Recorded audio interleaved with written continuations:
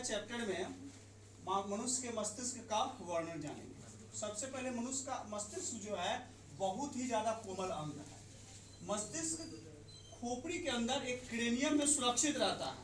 क्यों? क्योंकि ताकि बाहरी आघातों से वह ज्यादा सुरक्षित रहे। इसके चारों ओर एक संयोजी ऊतक से घिरा होता है और जिसे हम मेनिनजीज कहते हैं। मेनिनजीज क्या करता है? उसको स्पंज बनाता है। चोट वगैरह लगती है तो उसके स्पंज टाइप का देता है, इसलिए संयोजी ऊतक चारों ओर तरफ रहता है।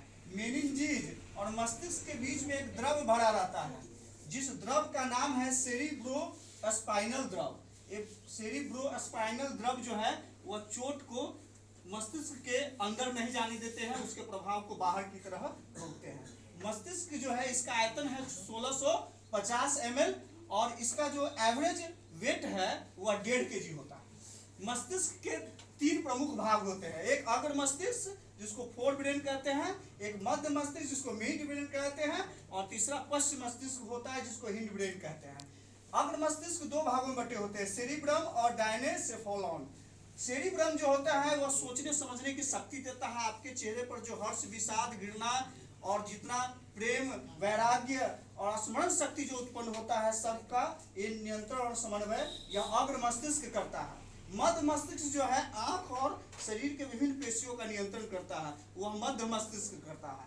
पश्च मस्तिष्क जिसको हिंड ब्रेन कहते हैं वो चिकना, हृदय की धड़कन, रक्तचाप, उल्टी करना और पाचक रसों का वह स्त्राव करता है। और इस प्रकार से मस्तिष्क पूरे शरीर का नियंत्रण और समन्वय करता है। यह जो हिस्सा होता है वह उसको कार्पस कैलोसम कहते हैं। इसके बाद इसको गाइकस कहते हैं जो एक घूमी हुई संयोजित संरचना होती है और सेरिबेलम पीछे होता है। इसके मेडुला ऑब्लिगेंटा जो होता है वह मस्तिष्क का हमारे शरीर से ज्वाइन करवाते हैं।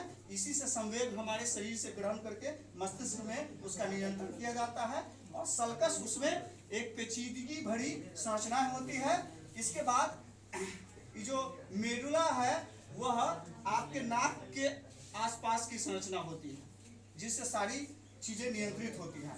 और मस्तिष्क जो है मनुष्य का एक ऐसा हिस्सा है जो आपको सचेत रखता है, जागरूक रखता है और चेतन रखता है, इसलिए इसकी सुरक्षा बहुत जरूरी है। धन्यवाद।